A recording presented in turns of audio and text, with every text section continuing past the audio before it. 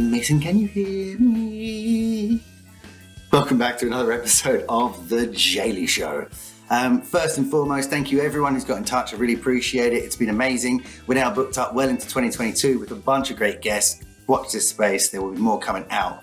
Also, for those of you who are constantly watching this but not hitting like and subscribe, come on, do me a favor. Make everyone happy in the office. Click like and subscribe. See what happens. Hey, I'm a nice guy.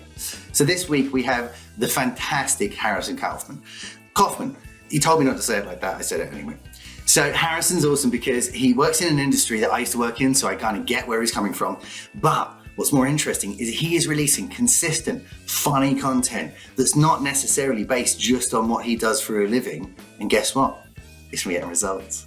You can see he's getting results. So you can hear during the show how Harrison has put time into this, loves it as an activity that he's doing himself. But also more importantly, sees the benefits, sees the results, and shows you why it makes real sense for more and more businesses to be leaning into allowing their staff to be themselves on social so they can build that network and become big fish in small ponds and then ultimately big fish in big ponds. So here we go. The man, the myth, the legend, the one, the only, the man himself, Mr. Harrison Kauffman.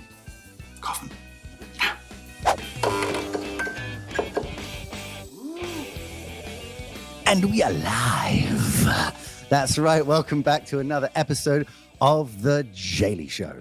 So first and foremost, this show is unofficially brought to you by our unofficial sponsor, the wonderful Unconventional Apparel. Check out Andy Barden on LinkedIn. These hoodies are amazing. Even so much so, my co-founder has decided that he's having hot flushes as he's wearing too comfy of a hoodie. It's some serious business. Also, more importantly, the whole message behind Unconventional Apparel.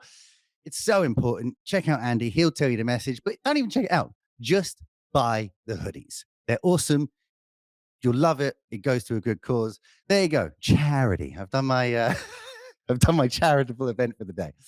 So less about what's happening on this lovely body, more about what's happening today. This week, we have someone who I have shared experiences with. I have fought through the same stuff that he is currently fighting through in the IT channel. We have the wonderful, the man, the myth, the legend himself, Harrison Kauffman. Hello. Well, Geek Squad in the house. Come on, you're rubbing it in now. Yeah, I'm preparing for November. So Harrison, for those that are out there who haven't followed you already and don't know what you're all about, tell the kids a little bit about yourself. So I am an IT sales guy, quickest way to describe it. Have been since leaving uni about 8 years ago. Worked for a pretty big global reseller, learned all the tricks. And now I'm working for Total Computer Networks as of 4 years ago. And you might have seen me on this platform trying to make people laugh so that I can basically make friends with you all, tell everyone what services we provide. But now it's just kind of turned into make people laugh. And then if you want to buy some IT, then that's also nice. So that's kind of what I do. Well, I love it as well, because we were talking before the show how I cut my bones or whatever the thing is, right? You know, I really learned to be a business person within IT, working for a brilliant company, Naked Hills, and specifically for my boss, Michelle Lewington. And I learned everything about how it works with resellers, distributors, how to speak to clients, which ways, negotiating with stuff. And the thing I love about IT as an industry is it's so innovative, right? It's just pushing the envelope in so many areas. Like there is businesses popping up in the most random countries, and suddenly that country will have vendors popping up left, right, and center, just brilliant ideas. But when it comes to marketing, it's like 1991. I ain't complaining. It means that the few of us who want to stick our neck out, it's all ours. It's all ours. It's just about going out there and taking what's yours. But like you say, it's crazy how you got Samsung, HP, you got Apple, every big, the biggest companies in the world. And it seems to be that B2B, business to business, selling IT, which is what I do, sell IT, hardware, software services to companies. And you don't see any sort of noise around there. I seem to see more on the feed, people selling things which are a lot more niche, and they do a lot better. They get the attention, they get the eyeballs. And then you might see a sponsored advert by Samsung with just Hey, I bought the new PC and now my life is great. Have you thought about the cloud? Yeah, I've thought about the cloud. Blue sky thinking. Yeah, all the same generic corporate trash. And they've just not worked out that you need to get individuals, people, personalities, so to speak. They're the people who carry the attention. They're the ones who drive all the marketing and bring in the attention. And everyone seems to hide behind brands in the IT market. Everyone hides behind their company name, and there's not many individuals who you can think of where, like in real estate, I can think of influencers, so to speak.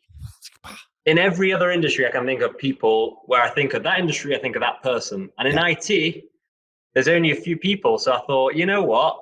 The cake's out there. I'm going to take a nice bite out of it if I can. I'm going to take 2 slices for myself right home. Well, when Jay left the IT industry, it was like up for grabs. Let's go. Well, and funnily enough, right? I barely released any content when I used to work in IT because it didn't make sense, and I wouldn't get buy-in from everybody. Like it would have been such a. That's why I'm so impressed with what you're doing, right? I had to leave the industry and start a marketing company to be able to start doing like some content. Yeah. Whereas to do it within, not only within the channel, like the IT channel, but also to do it within a very well-known and very big reseller. Yeah, it's usually like moving a ship when you're trying to change ideas and stuff, and being given, like, to know that there's a company out there of that size, which I'm sure has processes up the yin yang, actually saying, like, hey, go for it. We're going to support you on this, and maybe support is even just down to like, we're not going to stop you. Exactly. How many years ago did you leave the industry? Well, I just looked, and it's about to be our 7th year in business. So it's been 7 years. I kind of popped back in for 2 years. So let's say 3.5 years. 3.5. So 3.5 years ago, I don't think LinkedIn video was a thing. It just wasn't. I don't even know if they offered it. But you would have looked crazy doing it because no one else was doing it 3 years ago. I don't think. I think maybe 4 years ago, but it was very new. Only now is it quite mainstream.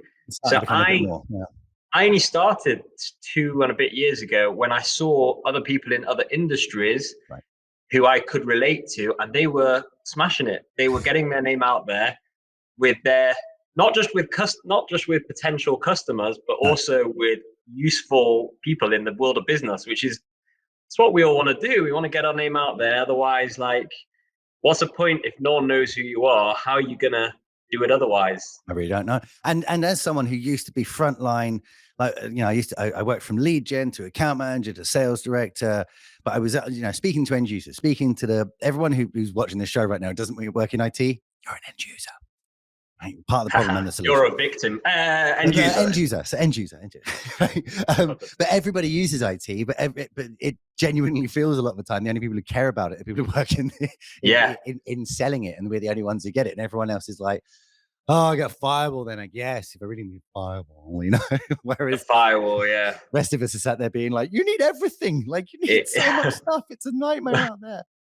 Yeah, firewall's a bit disappointing when you think of how crazy that it sounds like a movie. Firewall, stopping viruses of random hackers near you.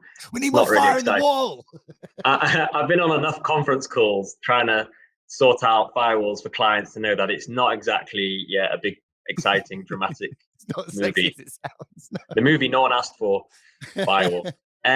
But like you say, actually, because IT is. Everyone needs it. Everyone uses it. That's why I got into IT sales in the first place. I was a guy in uni, and I was looking where I wanted to work in, and I was literally on LinkedIn clicking apply to everything at that point because I was getting a bit desperate. I'd already used up my student loan and all of that had gone. Now's the time. Get a job. Whatever it is. And IT just stood out because it was just a very simple calculation. Maybe because I was so simple, that helped me. It's just like, wait a minute, everyone uses IT. It's becoming the biggest budget of most companies. Everyone kind of knows that. So even if I get a small slice of it, if I'm semi-decent, it's such a big market to go into. And I've just been amazed at how it comes into every area of a business. And in the last year and a half, everyone has gone all in on IT. IT will solve problems for my clients and everyone's clients that they never thought would be solved by IT. So it's gone even further than it was years ago, and it's just a massive market, really big. And what'd you do at uni? I did business management at the Manchester Metropolitan, very prestigious university. Nice. Manchester Met, love that. Hear about that all the time. Yeah, the Poly. MMU, it was called, Mickey Mouse University, some people called it, which I take very offensive. I thought it was an upstanding, good place to go. But it was a bit of everything, my course. It was like just a bit of marketing, a bit of finance, a bit of accounting, and therefore it was kind of nothing because it was a bit of everything. I'd like a degree in jack of all trades. Is that possible? Have you got that? speaking to him right now, I can't remember the last time I was in any situation in business where I thought, what did my lecturer say in no, that has never happened. What was the equation they used to work out this thing? No, Google. No, that didn't happen. And the reason I ask is just like there's two ways into IT that I used to find. It's either you trip, stumble, and you're in it for a decade, or you're techie as hell and you've got nowhere else you can possibly live, right? But I was just so untechy to the point is when I started in the industry, I was like, cool, I'm gonna learn it all, I'm gonna get it. And then like 6 months in, I was like, there's no point. They just change it. They just change it. As soon as I think I've got something, a whole brand new brilliant thing comes through, it changes everything. I'm not the guy who's gonna keep up. Right? Yeah. So if you make it your mission as an IT sales guy to know everything about every product, or at least know everything about the product that you sell, the service, it's not the best way to put all your eggs in that basket because everything changes, and you'll take the vendor accreditation exam for firewalls, and then you'll be all happy. I got my little certificate. I'm a sales professional in this technology, and you actually know what you're talking about. Tick. And then they change everything. They say, yeah, it's all in the cloud now. So actually, none of that stuff applies. It's just like, I put all of my